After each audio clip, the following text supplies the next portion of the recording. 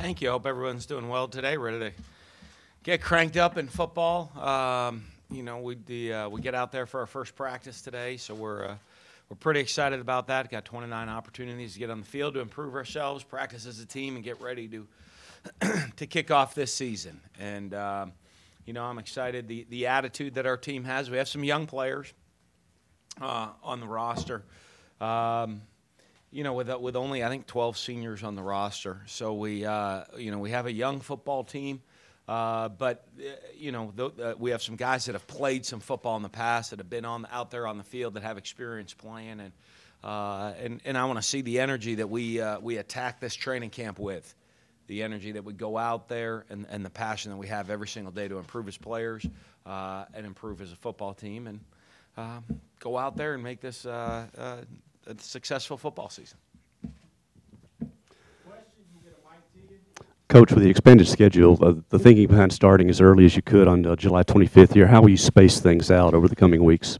Well, you know what, and I've talked to other coaches, and I think we're one of the earliest starting teams in the country. But everything that we did actually was based off player safety. So the first thing I did is I threw a calendar down in front of our gave a calendar to Dan Jacoby, our head trainer, to Nick Savage, head strength coach. I said, don't worry about school, don't worry about anything else, don't worry about installation schedule. Let's look on player safety, player health, player recovery. How would you spread out the practices? I took that information, and then I tried to apply it with, combining it with the installation from the coaches of how they'd like to install, and then combine that kind of with the summer school class schedule, the fall school class schedule, and everything to come up, and this is what we came up with. So, we'll, for example, this week we're two practices. We'll practice the next 2 days in Hellman's, then we'll take a day off. Then we will go without practice. Then we'll go 3 days with shoulder pads. Then we'll take a day off. And so what it is kind of building and creating a lot of recovery days in between for health, and recovery. Dan, just from a strictly football standpoint, is it more challenging to spread out camp like this and not have 2 days, or is it just different? I think it's different. I'll have a better feeling having never done it. Even my wife will ask, hey, okay, what day are you gonna be able to come home for dinner any day? And I'm like, on the schedule, it looks like I might be able to. I guess there's days on the new schedule that the players are completely off. Like we can't even do a life skills meeting with them. So I don't know. I guess we'll do some extra film study or go play golf, or I don't know what we'll do that day. As a staff, I got to figure out what to do. So it'll be a big learning curve for us in what goes on this year, and whether we like it or not, and how it goes. There are concerns. There's in the middle of training camp, there's no school, there's no anything, and the players have the whole day off. They don't do any football. Can't even do a life skills presentation with them, nothing. So I hope they're well behaved that day, because we can't even be around them. So I guess go to the beach, but it's a long drive from here. Hey, Dan, you mentioned Elgin Jenkins would be probably the center this fall. What makes him the right guy for that position? I think his versatility in what he brings to the table. He's a guy that has played tackle, played guard for us. He's a veteran guy and a pretty smart football player. So a guy that can get us with all the right calls made for the line and put everybody in the right position. And he has the athletic ability to be able to do it. Stick with the offensive line. What's going to be the starting point for each position? I don't know. We'll see. I'll check with Coach Ev today and see. But to me, you guys get out there. We'll always, with the offensive line, mix and match combinations throughout training camp. It's a great thing if at the end of the year you start the same 5 guys on the offensive line for every single game. That's a pretty positive thing, and then also have the ability to roll some guys through If we can stay that healthy, that'll lead to a very successful year usually. If not, we have to be prepared for guys getting used to playing with each other.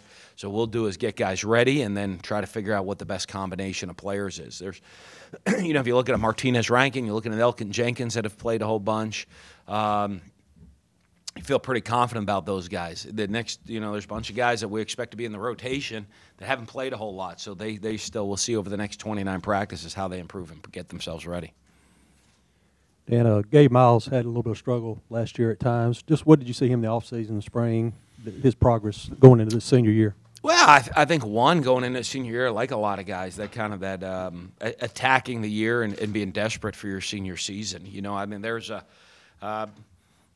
I think for everybody, you know, there's now, I don't know, a light at the end of the tunnel. There's just an end of the tunnel coming of an end of your career coming football-wise. You know, and you know, for a lot of guys, they hope it goes beyond that. But I think a lot of guys, as they get into their senior year, they realize, hey, there's a couple months left, and that could be the end of football. And, you know, what am I going to do in those couple months to maximize my career? And it's easy to say. You look at young guys all the time, and they realize, hey, you know, I only have this many games to play, and it comes. But until you get to the point where you say, this is it. This is potentially the last season I play football. It's hard to get that desperateness. And Gabe, you know, as a guy, I think he's worked hard and realizes that, you know, that kind of that desperate feeling of I got to finish my career the right way. And you got a chance to go through spring with Todd Grantham, so you guys have kind of meshed a little bit. How is that relationship building between you two, and how do you expect that to go in the fall camp? Great. You know, I think Todd's one excellent football coach, very, very extremely knowledgeable. I think he's fit in really well to the staff and is, you know, but also is extremely professional in understanding, you know, of what he needs to do to get his defense to be successful, as well as what my expectations are within the program. And, you know, I think his professionalism and experience has helped and merged really well. And, you know, I'm excited to see our defense play this season. You have a couple of remaining signees that have yet to hit the campus. Can you provide any update on them? We should know. We'll see here over the next couple days how things work out, and as everybody keeps finishing up academics, and as we wait on NCAA paperwork to get completed, everybody's pretty random. We'll let you know as we hear updates. There's no new updates on anybody. You talked about, obviously, you touched on Donald Gray and Gabe Miles before, but touch on the other receivers and how important it is for Donald and Gabe to set that standard with the experience that they have, with the inexperience you have with other guys. Well, I think there's obviously the learning curve and what the standard and expectations are, and the best way to learn it. I can sit and talk about it all day long of what we expect you to do. When they get to see one of their peers actually go out and do that on a daily basis, I think that really emphasizes and almost is the best way to learn to these young players what needs to get done. So I think, you know, Donald understands he's the guy that's setting the bar, you know, and wherever he sets the bar, that's probably the maximum that we'll reach this year, because as the young players look up to him, say, okay, this is what's expected, and that's how high I can take it. And as the leader, you know, you usually don't expect anybody, the other guys surpassing the leader, and hopefully they realize that. I'd love a young guy to even surpass that and take over being the leadership. That'd be great for the future. Dan, there's no better day than media day to talk about expectations. With such a young team, what do you tell your team when they hit the field this afternoon in terms of what this season can be like? We'll see. You know, the one thing you tell them, they're in control of it. You know, they are in control. We got young players, and what they put into it, we're going to get out of it for this season. So, you know, the effort that they play with, the effort they practice with, that they prepare with, that they push themselves to develop, they're in control of it. And you know, don't be surprised in what happens. You know, that there's a lot of things we can't control, injuries, other things. I can't control other teams. But we can control ourselves, and what we put into it is what we'll get out of it. And they have got to go do it on a daily basis, every single day, every single play, work to be the absolute best that they can be. If we do that, I'll be honest with you, if we do that, it will be a successful season. You know, I mean, You could say, hey, how many wins is that going to equate to? I have no idea. But I'll be honest with you. If our guys come out, work as hard as they can, put in maximum effort every day, and push themselves every day to be the best that they can be, that's a very successful season. And that's all that we can expect. Coach, what does Tolando Cleveland bring to that corners room? Well, I think, one is the maturity of a guy that's been around, that's played. Tolando's not the most vocal leader or most outspoken person, but when he speaks, he holds a lot of clout because I think of the respect that guys have. We look around the locker room and, to a lot of our fan bases and even the coaches, a great season that you have maybe in 2014 doesn't seem that long ago. Not many people played at any games during that season that are still here. And he is one that did play in a lot of those games. So, when he speaks, he's played in big-time games. He's played in games against top 10 teams. He's played in those type of matchups. So I think when he speaks, guys listen because he has that experience. Coach, is there an update on Malik Deer's status? Yeah, right now, the trainers think he's ahead of schedule. He's not going to report to training camp because we don't expect him to be able to participate in camp. So he's here and going to continue to rehab all through training camp, but he's not in our 105 out there as a guy because we don't expect him to be cleared from practice for a couple of more weeks. But as our trainers have said, we think he's a little bit ahead of schedule, and that's something we're going to look at probably at the end of the month of. Well, we're not there yet in August. At the end of August to see where he's at, and his ability to get on the field and play this year for us, and when that would be. Coach, you had a lot of seniors graduate off that defensive line, whether it was interior or on the edge. Who were some guys that? I know you'll know later after camp, but guys you see starting to take on those roles and guys you need to be productive this year? Well, I think you see the real mature and growing in leadership roles in guys like Jeffrey Simmons, Corey Thomas, as really trying to step up and be leaders within the defensive line.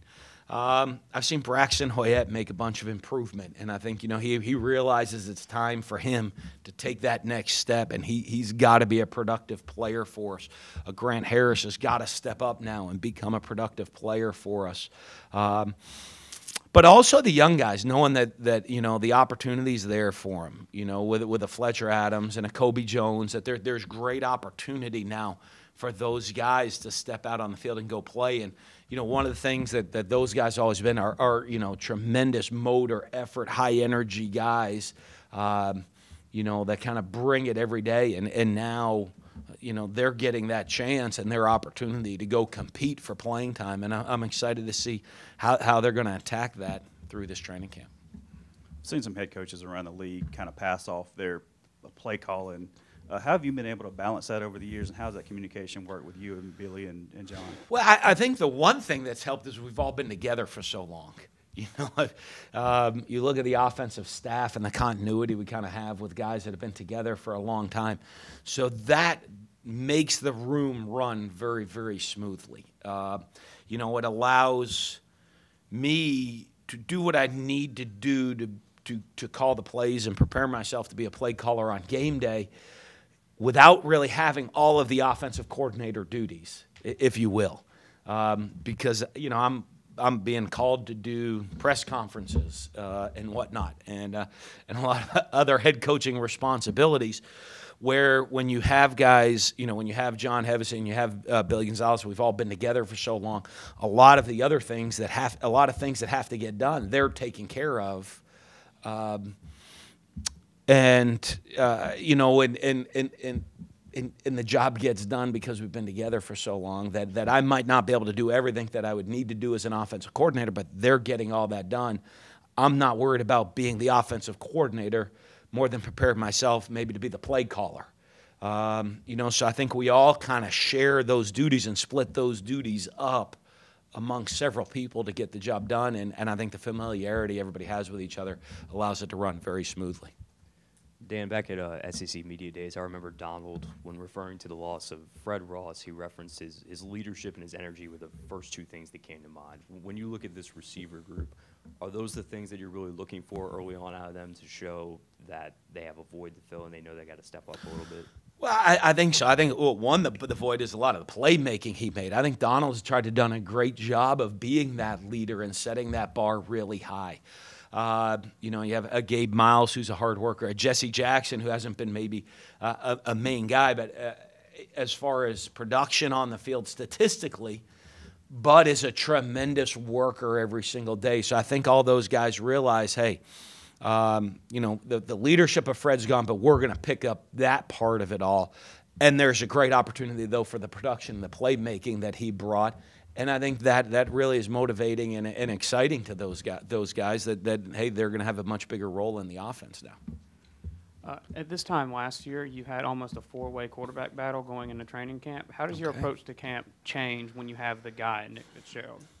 Well, I think one, I mean, it a little bit easier for him. It's easier with the reps and how you want to base the reps because you're more preparing for the season than evaluating through the competition. You know, we're getting Nick ready to really, I want to see him take another step now as a starter and be a much improved player. Then behind him, you know, you have Keaton that you got to really accelerate to get ready. And then we have a couple of young guys here that are unproven that are either competing to be the 2 to 3 of who the next guy into a game would be and situationally to see behind him. So it does change.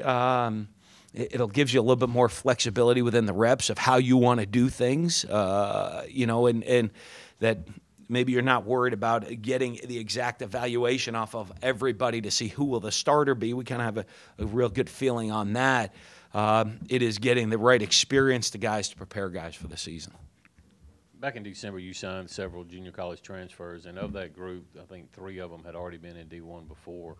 How different was their transition compared to the other guys, seeing how they had been at this stage before? Well, I think obviously a little different because our program's probably different than where they came from. But I think, you know, having been in a Division I program and knowing some of the expectations and seeing what is out, you know, what we do from day to day and understanding maybe the balance of class and practice and weight room and things that are here, a little bit easier transition for those guys, even though I will say I think, you know, I'm pretty pleased. Most of our guys that come in, the junior college guys that have come in have really transitioned well into the program. The idea of throwing freshmen into the mix for the kick return and punt return spots was mentioned in the spring. Who are some of those freshmen that are going to be given those reps?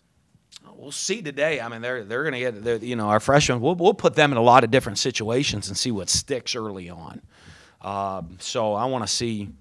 Here you guys go. Go ahead, run out there. Let's see what y'all can do. And you know, today's our first day that, you know, we're going to really get to see any of these guys. You know, the incoming freshmen. Do something new, you know. I mean, I think they've run some sprints and lifted weights and done some agilities in the summer, but they're going to put a helmet on and do some football things today. So it'll be exciting to see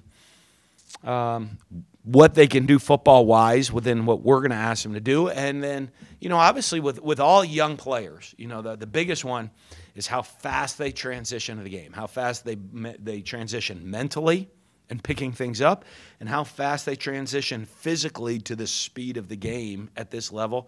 You know, most of these guys, they were, anytime they stepped on the field last fall, were the best player on that field and the most dominating player on that field.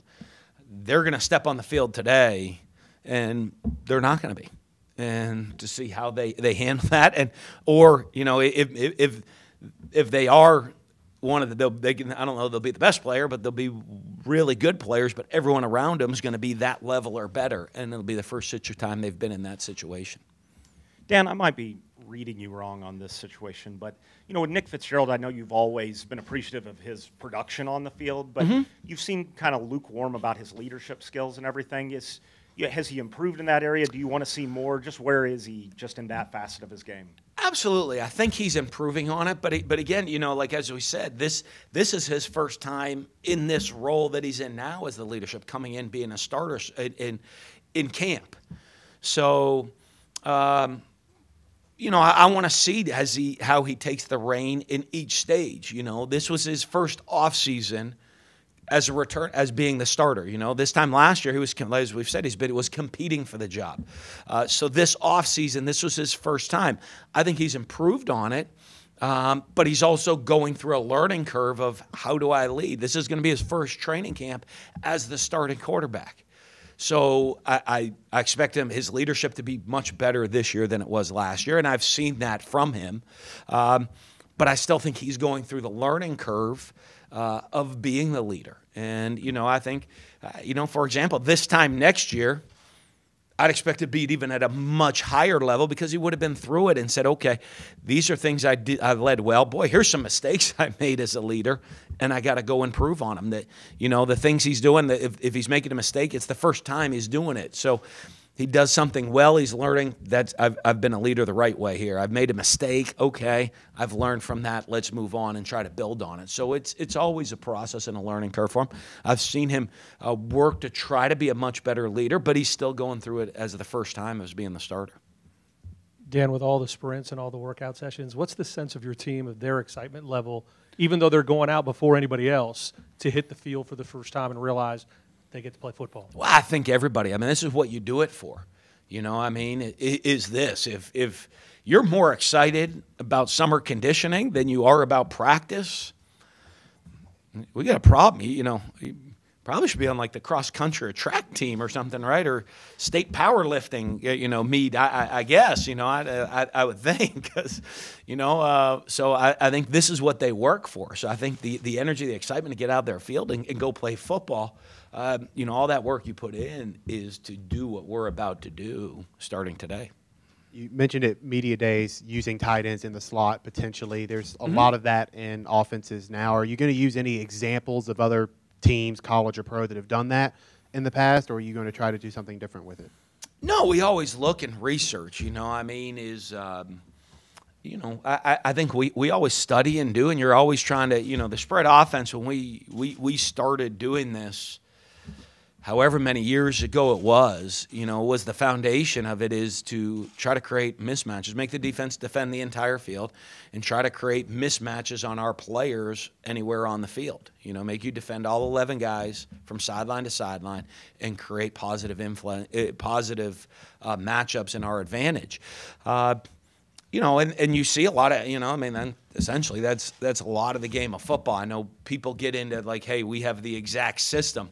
Our system's to try to create mismatches and utilize players and talents, which is really, that's, I guess, the NFL system. That's what they do too. So, you know, you'll look and say, okay, the New England Patriots do a fabulous job of that, of using the personnel they have, moving Rob Gronkowski around. You know, I thought they were onto something really special a couple years ago when they had multiple really athletic tight ends out there. You know, where you're actually you can be in 10 personnel and 12 personnel. You know, I mean, 10 personnel, like 4 wides, and 12 personnel is 2 wides and 2 tight ends at the same time with nobody coming off the field because of the skill sets of the players you have out there. I think that's something exciting, and that's something that, you know, we're looking to do with the experience we have coming back at tight end and the talent level that those guys have. Todd Grantham has a pretty direct way of going about instructing players, and players seem to really like that. How much of that influenced you bringing him on board here? Well, you know what? It's interesting because, you know, I mean, before really the interview, the Todd Grantham I know is what I'd see on a sidelines of game day. That's a pretty fiery guy, you know, and maybe even at times controversial. But I loved the fire and the energy and the passion he had. But then when you met him, you know, and you realize that's the competitive spirit coming out on him on game day.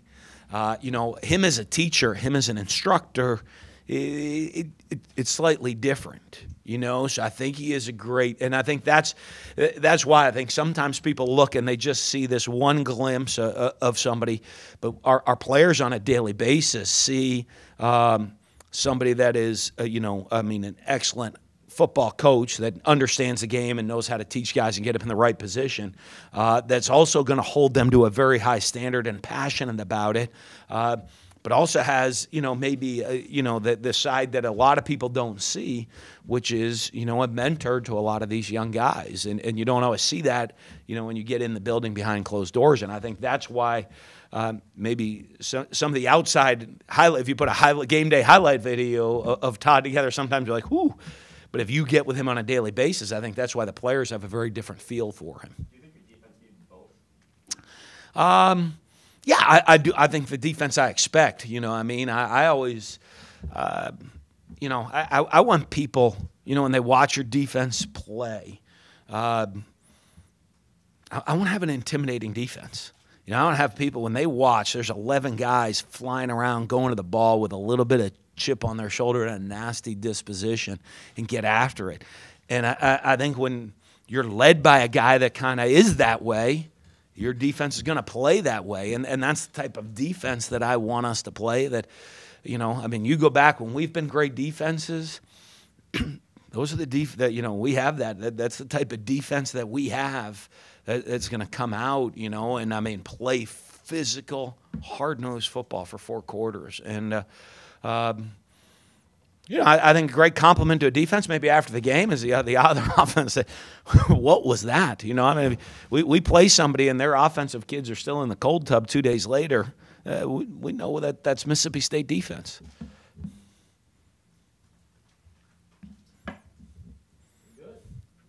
Good deal. All right. Thank y'all. Good to see you.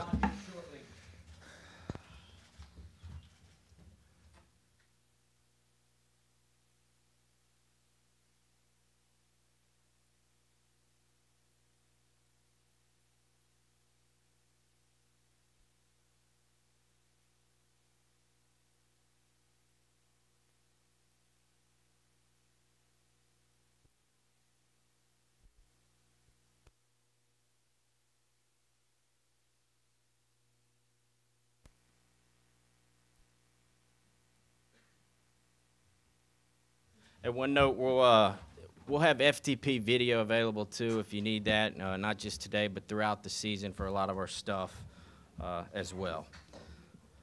Now entering his first season at Mississippi State, he owns 25 years of combined experience at the college and NFL levels. Defensive coordinator and linebackers coach, Todd Grantham. Thank you, Bill. Welcome, everyone. That time of year again. Certainly excited to get rolling and get working. Summers are always fun to spend time with your family. My daughter Olivia, she was in travel volleyball. My son Corbin's been able to get acclimated to Starkville and travel baseball, and now he's playing. Actually, he's got practice today at Starkville High School, so he's acclimated. And my wife has got the great task of unpacking a lot of boxes as we've moved in, and that seems like a pretty good chore from what I've seen. So she's probably got the hardest job. But anyway, it's that time. It's here. We're excited to get rolling. I've been very pleased with the way the guys have worked this summer to continue to improve themselves, both in the weight room and their knowledge of our system and what we got to do.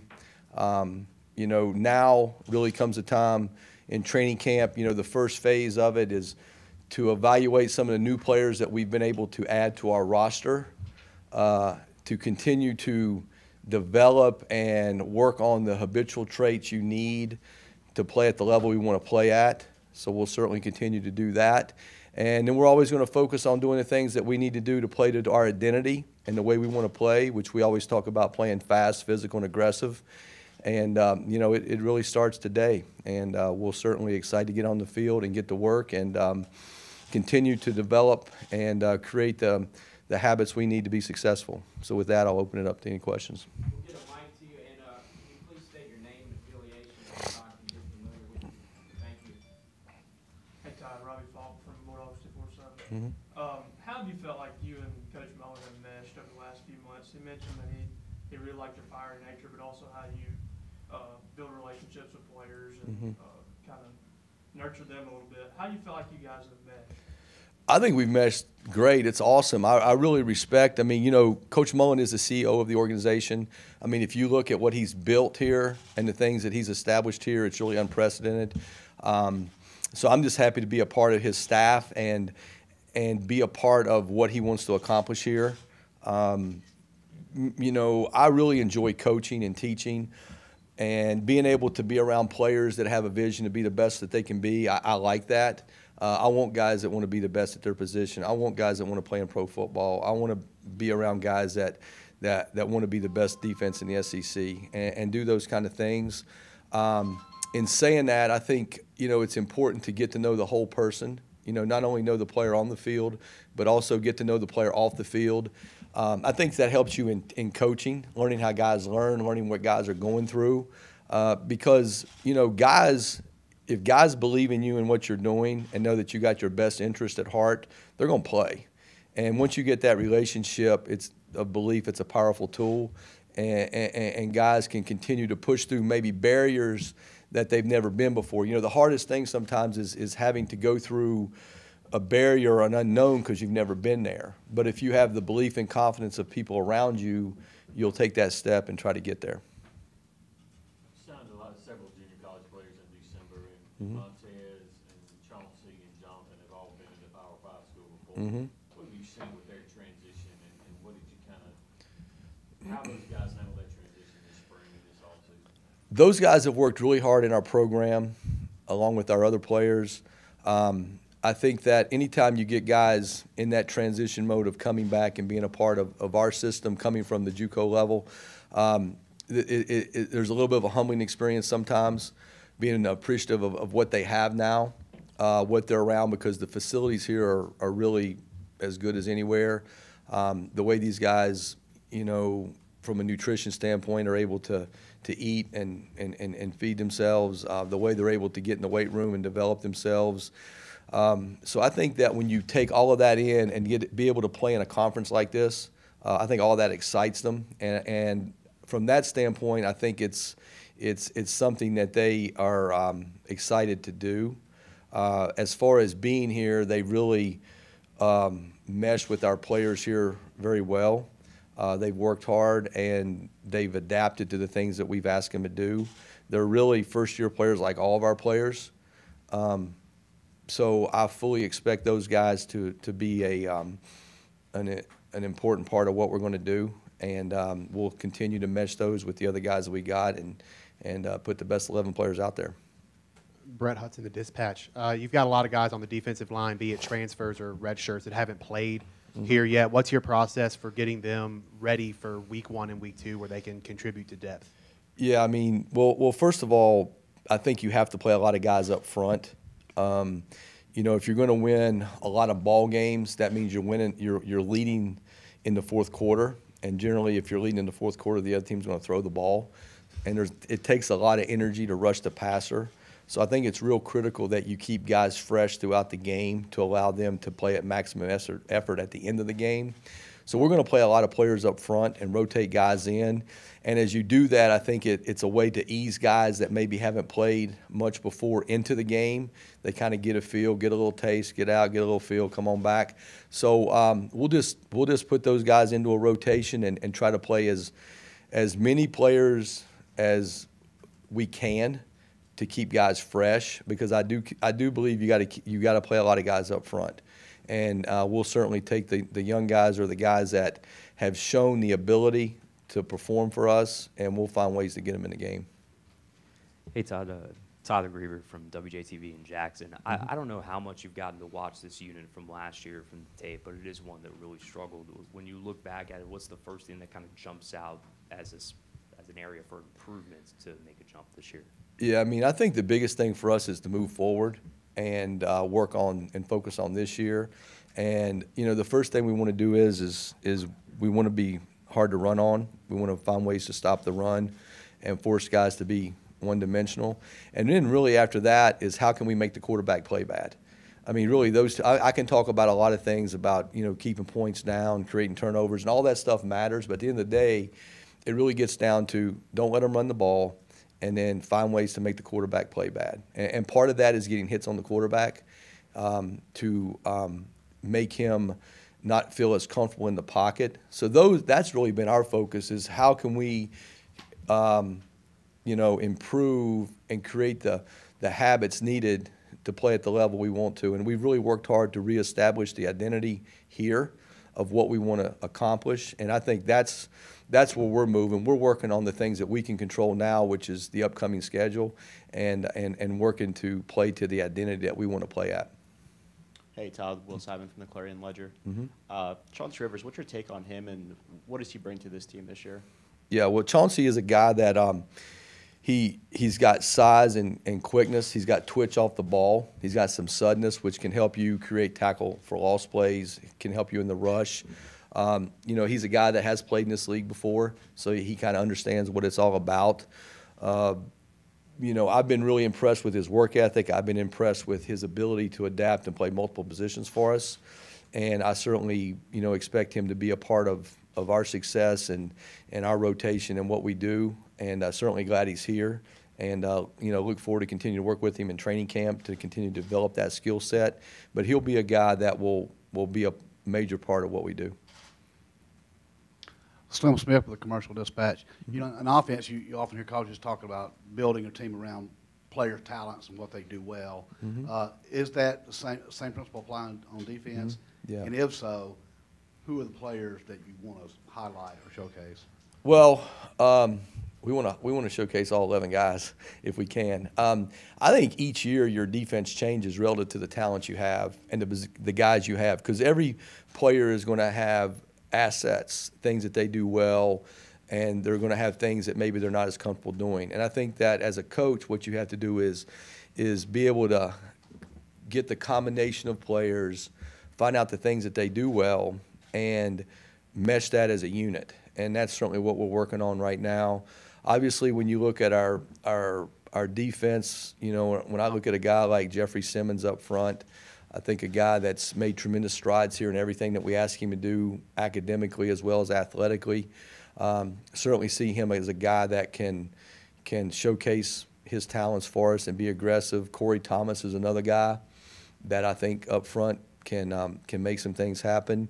When you get to the edges, Fletcher, Adams, and Chauncey that we just talked about, been real pleased with those guys. Gary Green's a guy that's really moved positions for us and is now more of an outside backer. Montez Sweat. I mean, there's a lot of guys. Then you go to the inside, you got Leo and Dez. Certainly excited about those guys. And then when you get to the back end, you start talking about, Mark and Brandon and Abrams and JT. I mean, we have guys. I mean, so I wouldn't say that we're going to showcase. It's really based on who you're playing from the standpoint of, the things you got to do is, like I said, stop the run and find ways to hit the quarterback and affect him. But you've also got to take away what the other team does best. So at some point it might be more secondary driven. At other times it might be more front driven. The biggest thing is putting your best 11 players out there and playing as a team and, finding ways to put them in position to make plays. And I do think you want to be an aggressive defense, an attacking defense from the standpoint of we want to make the offense react to us as opposed to us react to them. And that'll be our mindset as we, start the season off. Coach, Danny Smith, Strawful Daily News. Just talk about, I know probably your last answer is going to be a lot of that, but talking about freshmen coming in, how quickly do you want to see them evolve, get out on the field, and what's your philosophy on newcomers? Yeah, I think the first thing is I've always broken the training camp into 3 segments. The first segment is to continue to develop our techniques and our craft and evaluate the incoming guys. And as you evaluate the new guys that come into your system, you try to say, all right, what combination of players gives us the best chance to win? And how do these new players fit into that? So that's the first part of that. The middle portion of training camp is to work on your season because, there's a lot of different offenses that you face throughout the season, and I don't like to come into Monday and we've never been exposed to that. So we've already done a study on the teams that we're going to play this year, and if there's anything that we need to work on that may be a little different, we're going to work that on that second phase of training camp. And then the last phase is to work on your first opponent because you want to start off to a good start. So as we work on those 3 phases, we're going to look at our incoming freshmen and just see how they fit in. You know, obviously Willie Gay's a guy that we're going to take a major look at starting out to see, you know, what he can do. But there are other guys too, and I think the biggest thing is to get those guys off day one to a fresh start and just evaluate what they can do, and then see, based upon their skill set and where they are right now, how they can help us. And if they can help us, I say you play them, because if it makes our team better, it's going to make us better throughout the year, because you never know what's going to happen later in the year. So if a guy's available and can play, we're going to work to play him. Andy Lee, WTVA TV. The quarterback is the second most protected species in America behind the bald eagle. How do you, as a coach, straddle that fine line in encouraging quarterback rushes, quarterback hits, but teach them to not pick up costly penalties? Yeah, well, first of all, there's a rule as far as you can't hit the quarterback late. So obviously you get the one step and that's it. And then we always talk to them about a strike zone with the quarterback. It's really the way we tackle. And really you want to stay away from the head area, because that's when you start getting the targeting calls and things like that. So, you know, we're gonna be aggressive, but we understand the rules, and we'll play to the rules and work to obviously be legal in what we're doing from that standpoint. So, you know, it's a fine line, but we're going to be aggressive in what we do. We're going to teach our guys the rules of understanding the target zone on the player, and what constitutes a late hit, and how you can go about that. And it is important that they understand that, because obviously those are things that they have one person on the field looking at as the play develops, particularly a pass play. So, you know, it's just something that you educate your guys on like anything else. Hey, Coach. Ashley Shamedy, WAPT in Jackson. Just talking about the freshmen that are coming in, what have you seen from or talked to with Aaron Odom? Yeah, I've been really impressed with Aaron. Aaron's a guy that has come in and has worked hard in our strength conditioning phase to develop himself. He's starting to change his body a little bit, which is really normal for, you know, guys as they enter the college realm, because now you're getting you know, a full-time strength conditioning department, you're getting a nutrition department, and guys start to change their bodies a little bit. I've seen a change in that. He's improved his conditioning since he's been here, and done a good job of learning our system. You know, yesterday we were able to meet and kind of see where he was with some things, you know, for our day one installation, and he was on top of it. So I was really, you know, pleased with that. I mean, I think the key thing will be now is how can we take that to the field, and then how can he continue to progress. And certainly with his skill set as far as a pass rusher and some twitch and his athletic ability, he's a guy that we'll take a hard look at to see where he fits in the combination of players that we have, and how he can help us. But I've been real pleased with him so far. That's it. All right. Thank you. Thank you.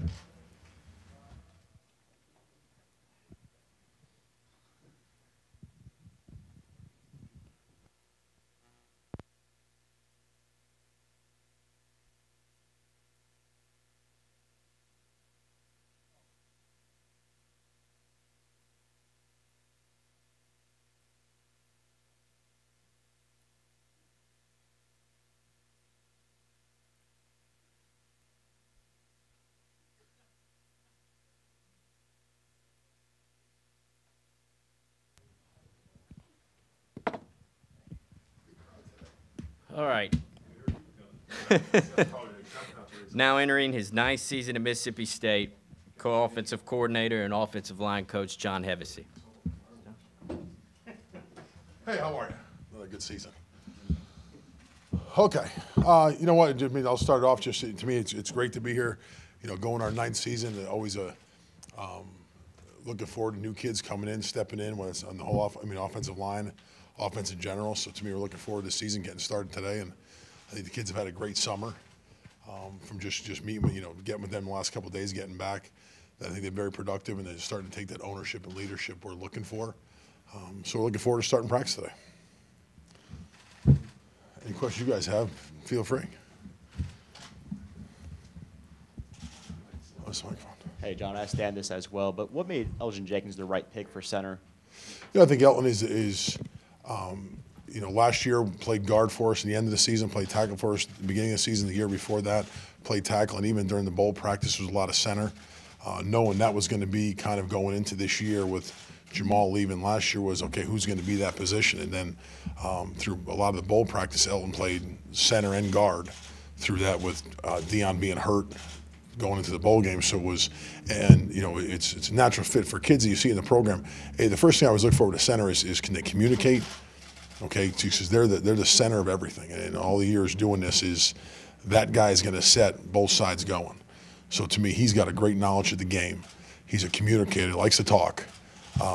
So to me, he did a great job in there, that bowl practice of it. So to me, and he's played a lot of football, so he's got a lot of that knowledge to what's going on, playing different positions already. It's not much of a transition for him going in there. So to me, I'm looking forward to watching him, you know, go at it today. And he's done a great job again all summer.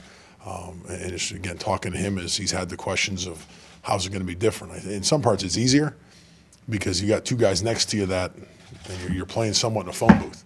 But that's the big communication that comes on the center for me. Different than being a tackle where you're on a kind of an island by yourself. Here he's got people around him, so it's just a matter of getting them going the right way is the biggest thing for him. But, you know, having knowledge of the game, I think that's the biggest thing. And Martinez had all spring doing center, which is the same thing. He's accumulated a lot of knowledge since he's been here at the game. So to watch him do it during the spring, so you have two good guys that have very good knowledge of the game, that are good leaders for me, that it's fitting for them. Coach, you've got some returning starters on the left side and at center, but the right side of the line looks to be kind of in transition. How do you see those position battles breaking out? Yeah, we might flip a couple guys over right and left just to, you know, I talked to Dion about that, of Dion going over to the right side a little bit just to help, I mean, in a sense, like Stewart, Greg, where younger guys are. Daryl's played a little bit last year. Daryl's been around. He's had a lot of reps, you know, through the spring. He did a great job. I think had a great spring. And then for him was, hey, go over there. Martinez has more experience. It kind of helps them. And then Elton being in the middle is going to help everybody. You know, I think the biggest thing is the right tackle with, it has the least amount of experience. That's why, to me, Dion has the most experience. This way he's over there helping them, you know, just get through with calls and communication and do that stuff through camp here. Coach, obviously Martinez had a very good second half of the season last year. When did you kind of see as his coach that light come on or really even start to get comfortable? I think weekly with him. You know, each week he got better and better because I think he's a terrific kid.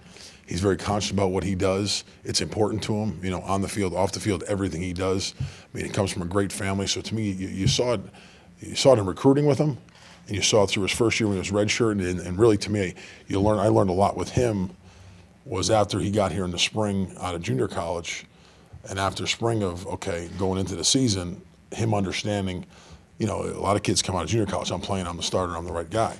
And once you verbalize to them, here's a situation. You can go in there not knowing half the stuff you're doing and play a season, or get a year under your belt of practice and all those other things.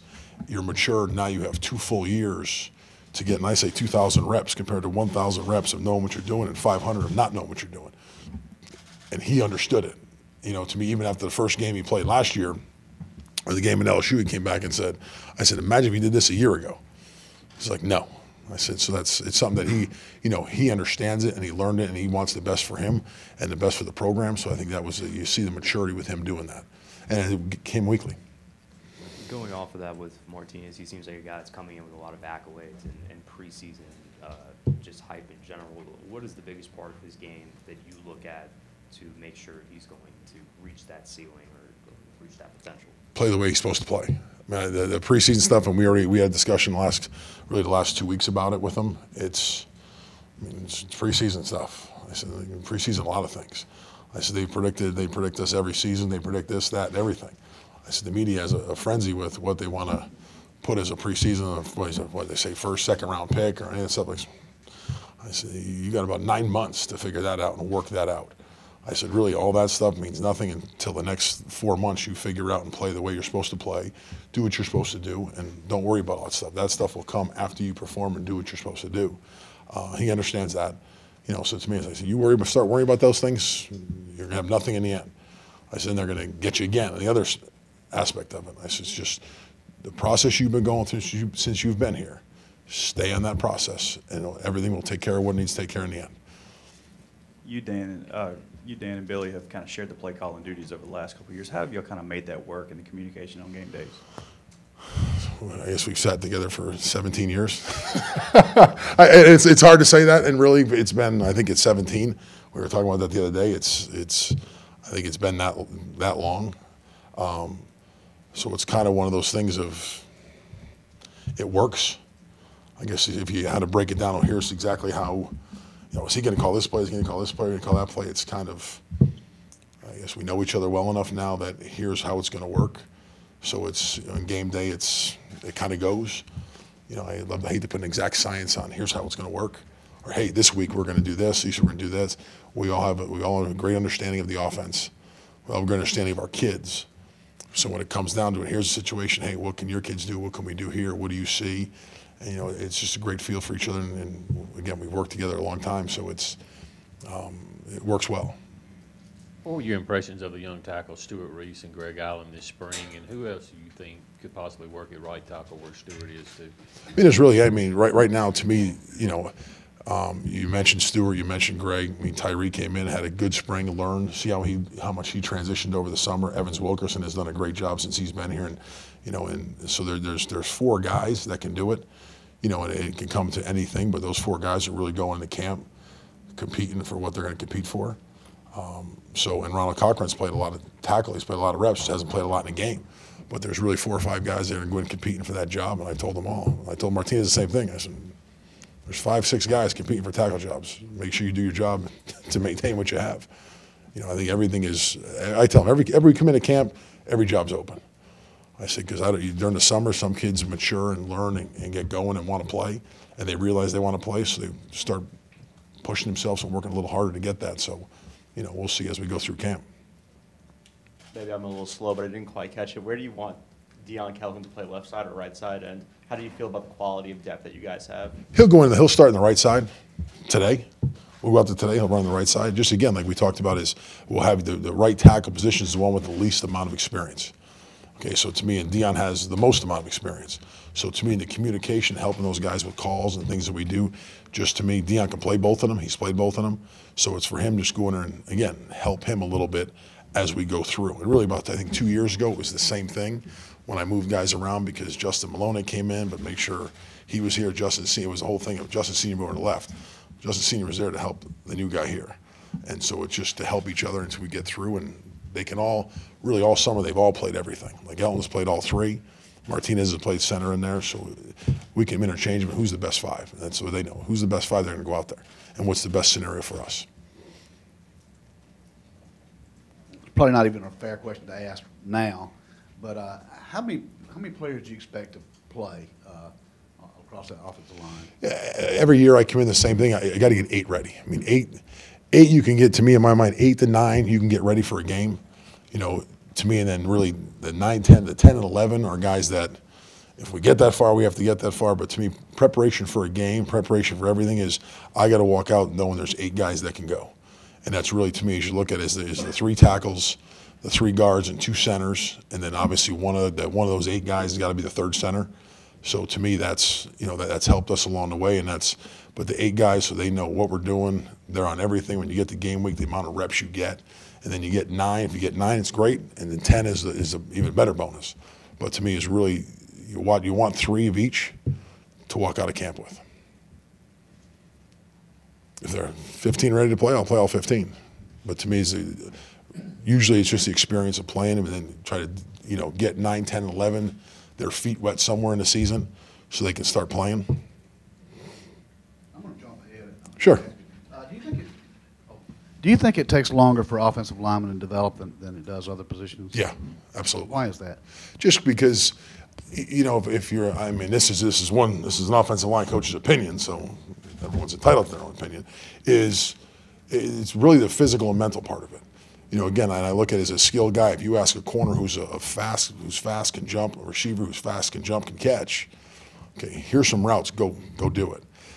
I can't hide you. I can't say, hey, we're going to put you in for these 4 or 5 plays and go execute them and do well at it. You look back at some of the young skill guys we've had over the years is, hey, they want to be motion guys, hand them the ball off, let them run, let them use their athletic ability. I can't hide those guys. So to me, in the development of the offensive line is is physical, because physically kids come in, yes, they're 17, 18 years old. They haven't been in a college weight program. Who they're going to go, they might be 300 pounds. The guy they're playing is 300 pound that's been in a weight program, a college weight program for 4 to 5 years. So physically they're already mismatched.